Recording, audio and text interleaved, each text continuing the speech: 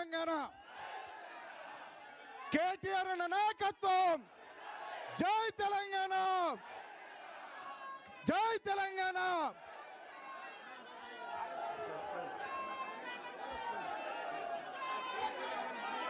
దయచేసి రాఖీ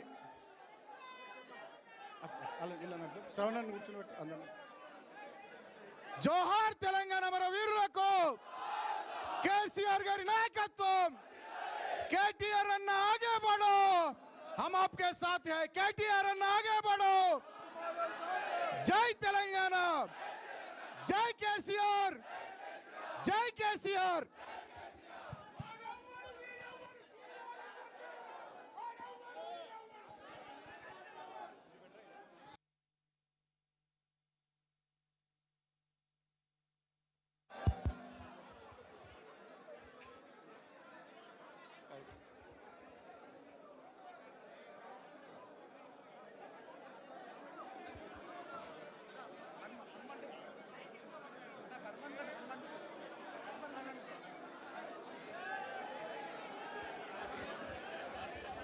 అందరికీ నమస్కారం.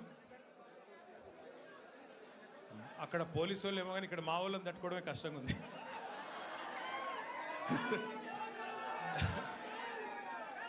గౌరవనీయులైన మా పార్టీ నాయకత్వం సీనియర్ నాయకత్వం ఇవాళ తెలంగాణ భవన్కి తరలి వచ్చి సంఘీభావంగా నిలిచిన మా ఆడబిడ్డలకు అన్నదమ్ములందరికీ ముందుగా మా సీనియర్ నాయకులందరికీ గౌరవ శాసనసభ్యులు గౌరవ శాసన మండలి సభ్యులు గౌరవ పార్లమెంట్ సభ్యులు గౌరవనీయులైన మాజీ శాసనసభ్యులు ఇంకా రాష్ట్ర స్థాయి నాయకులు వివిధ కార్పొరేషన్ల చైర్మన్లు హైదరాబాద్ నగర నాయకులు మా కార్పొరేటర్లు పేరు పేరున అందరికీ ముందుగా హృదయపూర్వకంగా ధన్యవాదాలు.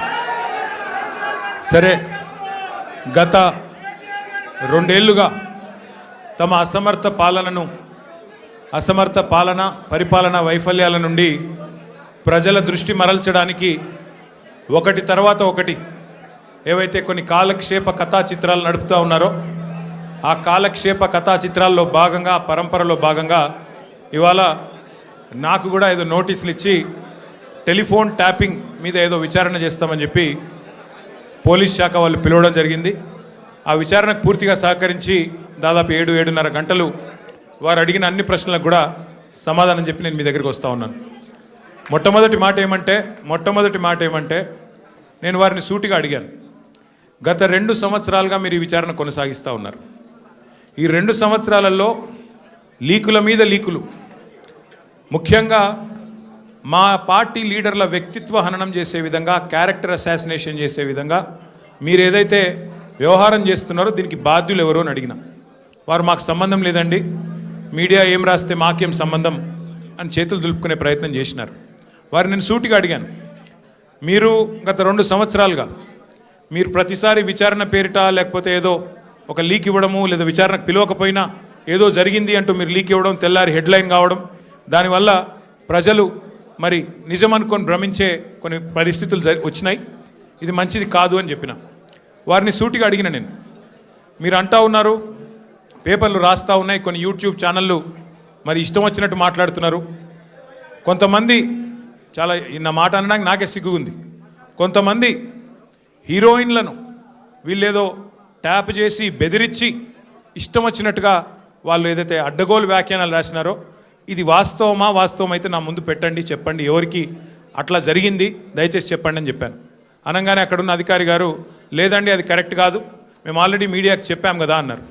నేను అన్నది ఏంటంటే అయ్యా మరి మీరు కరెక్ట్ కాదు అని మీరు చెప్పిందేమో ఎక్కడో ఇంతంత వస్తుంది, మరి ఇష్టం వచ్చినట్టు మీరు ఇన్ని రోజులు నడిపిన కథనాలకు ఎవరు బాధ్యులు? మా కుటుంబాలకు మాకు కలిగిన క్షోభకు మా వ్యక్తిత్వ హననానికి